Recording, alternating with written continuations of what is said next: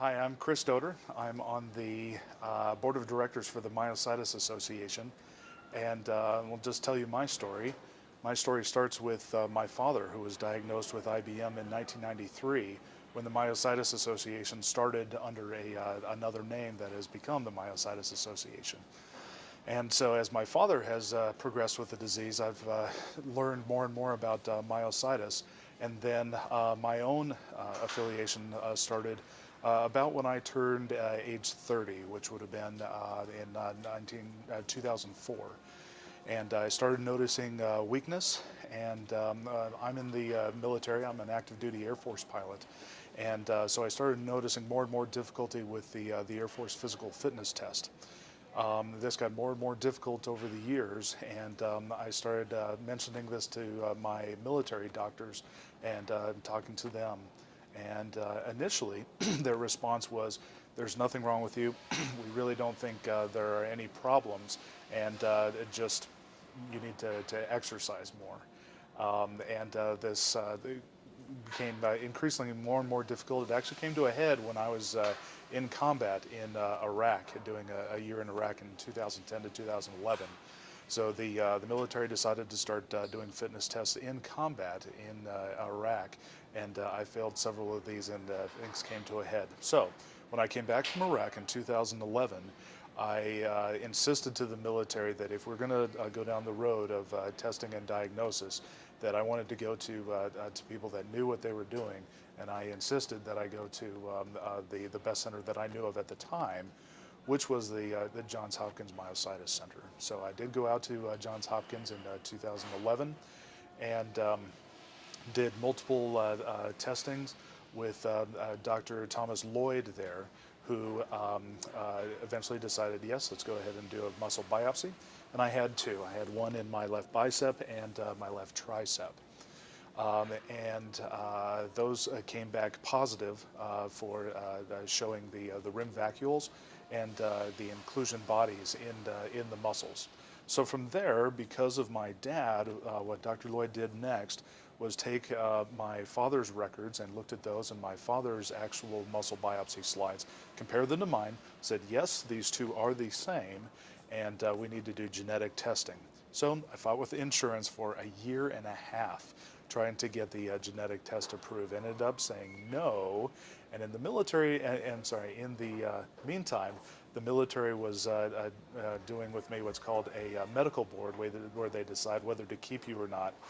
So in the end, I decided I'm doing the testing on my own, went down to the University of California, Irvine, and had the genetic test there, which sure enough came back positive, and was definitively diagnosed finally last year in 2013 with a very rare form of hereditary IBM. The name of that is inclusion body myopathy with Paget bone disease and frontotemporal dementia, which is abbreviated down to IBM PFD. There are three aspects to that. I won't go into details, but my form, I am only exhibiting the muscle myopathy, not the other forms. I'm sorry, not the other aspects of the bone disease and the dementia. So I have been, this is actually my fourth conference that I've been to, although I've been associated with the TMA now for, goodness, 20 some years now, as I've learned about the diseases. Just last year, I was invited to join the board of directors. So this is my first year on the board of directors. With my disease, my form being hereditary, that has been a two-edged sword, actually.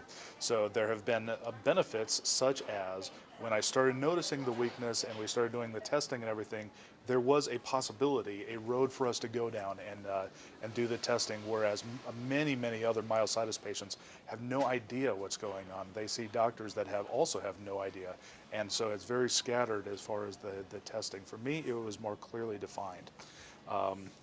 At least as far as a potential. And so that has been a good aspect. Another good aspect is I've been able to talk to my father and learn directly from him what his symptoms have been.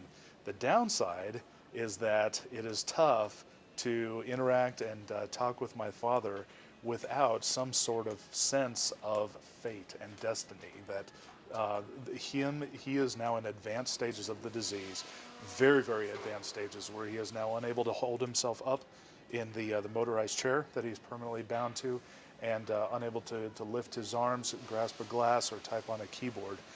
So it is tough for me to see him and talk to him without having a fatalistic sense of this is my future.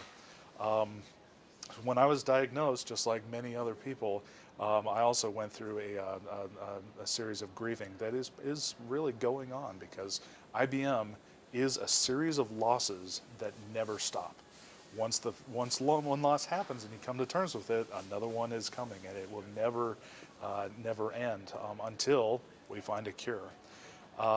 So I decided, you know what, I am going to fess up that this is something that I'm struggling with, and I did seek out a counselor to talk to and have therapy, and that has been very, very beneficial for me. And another thing, the number one benefit that I think from coming to the conferences here is being around other people that are like us.